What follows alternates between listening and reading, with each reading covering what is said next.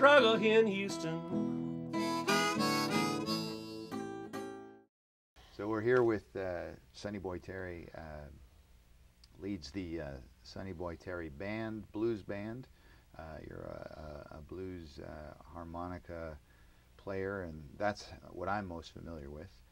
But tell me how you would describe what you do. Yeah, probably one of my biggest. I'm a blues artist. Okay, listen to blues, live it, do everything I can to be a blues. That's what I strive to be 30 years ago, and I'm still striving to be that today. But of course, once you fall in love with music, you tend to do things a little bit outside that. So I do a very up-tempo mix with tradition and contemporary styles, and I play roots music. That means I'll mix in folk elements, I'll mix in zydeco, I'll mix in country blues, roots rock and roll, like Chuck Berry inspired stuff, even some stuff that is like Jason and Scorchers inspired type of roots Americana and things like that. But I'm a bluesman, yeah. What inspired you in that direction from the time you were a very young person? I started out playing harmonica because I wanted to jam with my friends. And one guy played a good rock and roll guitar. Another guy played a Neil Young style folks, and I wanted to play with my friends because we hung out. And so I bought a harmonica, high school, I guess, and I brought it home, and my friend who played electric guitar said, "Well, you need more than one of those, I bought one in the key of A or something, and it was just a Hohner Special 20, right out. It was in the case, at Mine Dust Music in Elida, Ohio, and And he said, "You need more than one of those, if you really want to play serious harmonica." I go, "Oh, really?" Because I didn't even know that. But once I started getting into understanding what harmonica was about, I realized where all the good blues stuff was. And where all the good harmonica stuff was is in blues.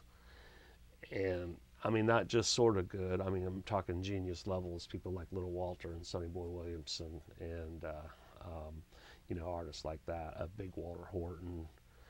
So I listen to people like that, Jimmy Reed, Howlin' Wolf. A harmonica player out of Detroit, Little Sonny, was somebody who I liked a lot back in the day.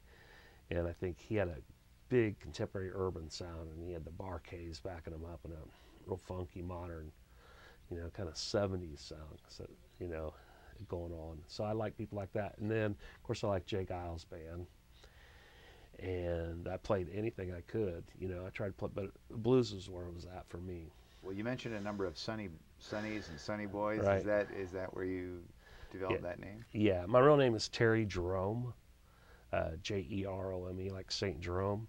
And when I first moved to Houston, I was breaking into the music scene, and I was tagged the Sonny Boy nickname.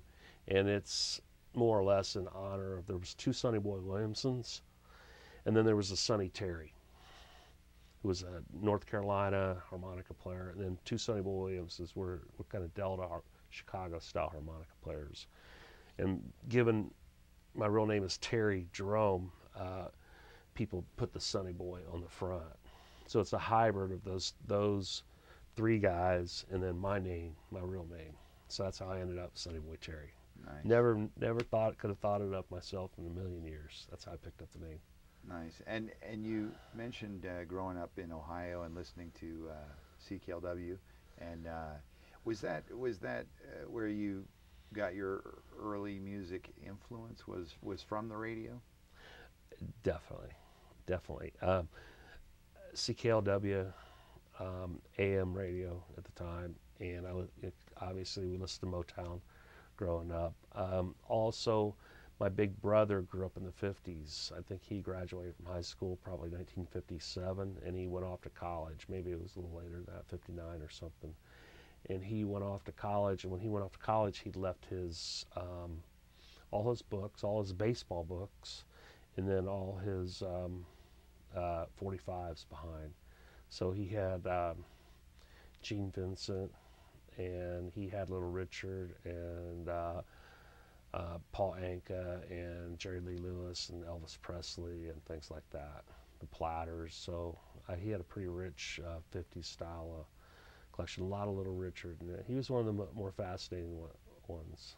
And at that time, when you were a little kid, did you have, before you were thinking about harmonica, did you have ambitions to sing, to front a band? Did you want to be a rock and roller? Well, at that age, I was just always singing along the records. You know, I remember calling girls on the phone and singing Little Richard to them and stuff like that, you know. Nice. Just a little kid, you know. But I was a sick music freak. I probably liked two things growing up, was baseball and music. So I was a big New York Yankee fan, and I grew up listening to Ernie Harwell, the Detroit Tigers, you know, announcer, you know.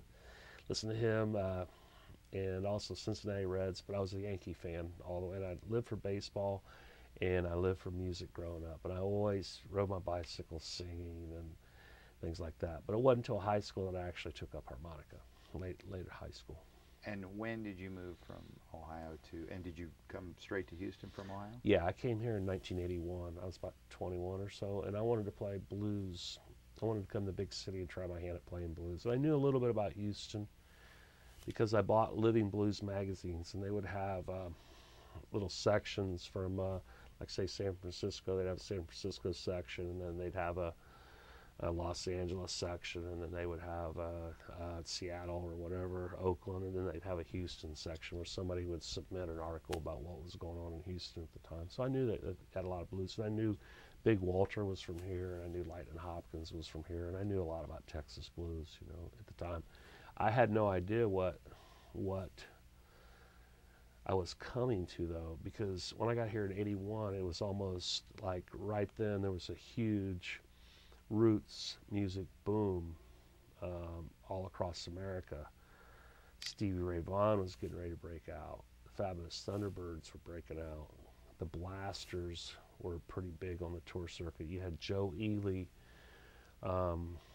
and you had Chicago blues bands would regularly tour Houston. I saw Muddy Waters here, you know, and as I broke into the scene, I'd hang out with James Harmon and James Cotton, you know, on the weekend, Mighty Joe Young. Plus, plus Houston has an incredible history, blues history. I call it America's Lost City of the Blues because it really rivals Los Angeles or Chicago or the Delta.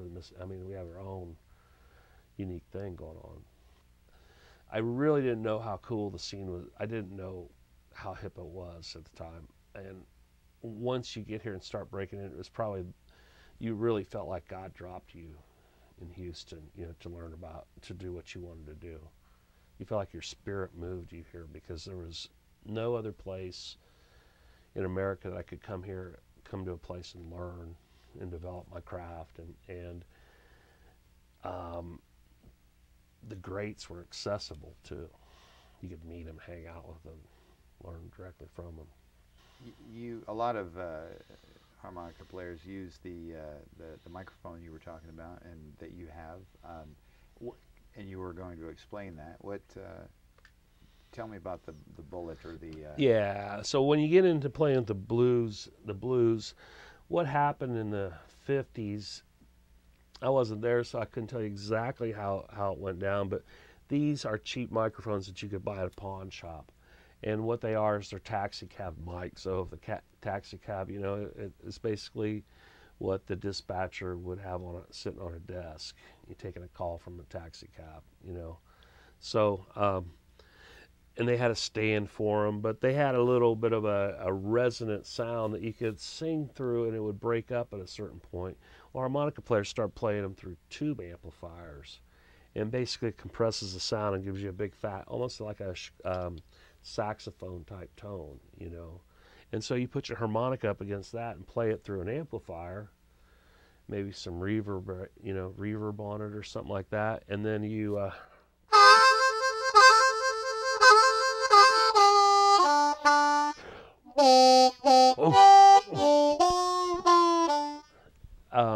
so it compress your sound. So having that thin, you know,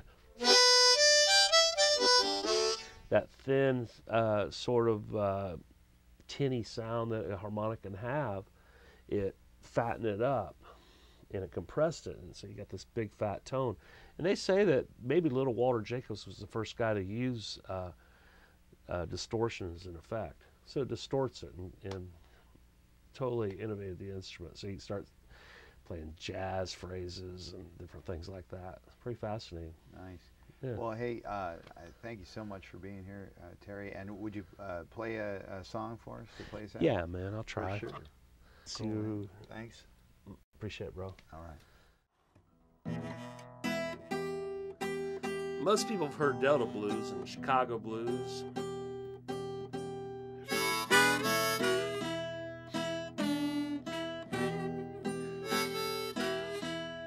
They've got Piedmont blues.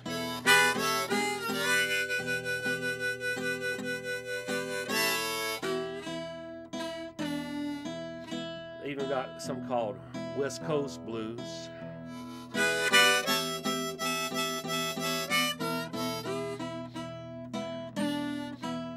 Now, Juke Boy Bonner, a bluesman from 5th Ward, Houston, Texas, pretty much defined what I call Houston blues.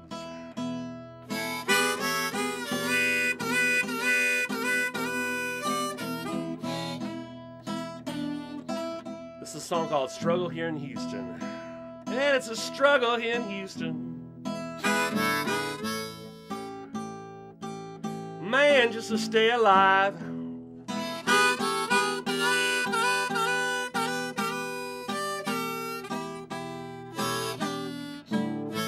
Man, it's a struggle here in Houston. Man, just to stay alive.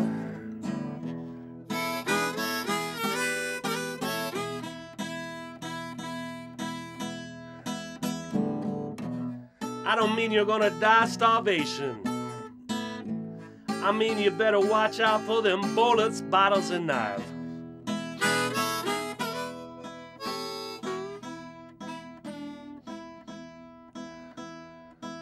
Some streets here in Houston, you better stay clear of after dark.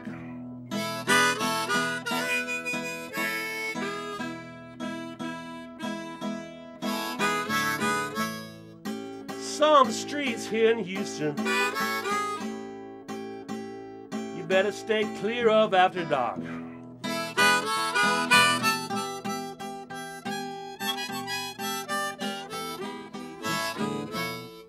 Some punk might blow your head off just to hear his pistol bar. Let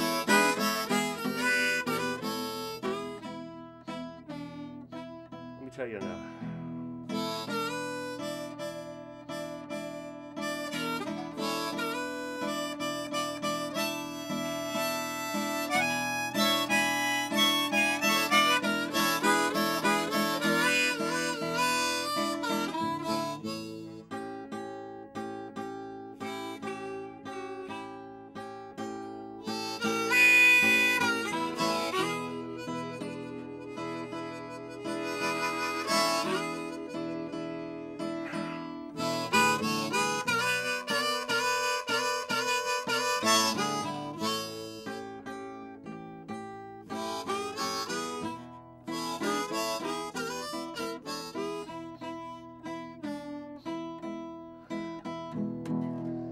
Struggle here in Houston just to stay out of Ben Top.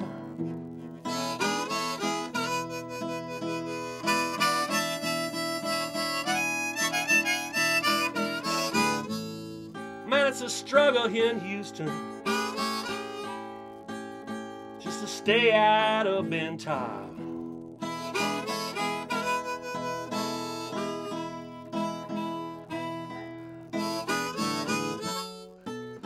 Might get your head blown off for breaking 20 after dark.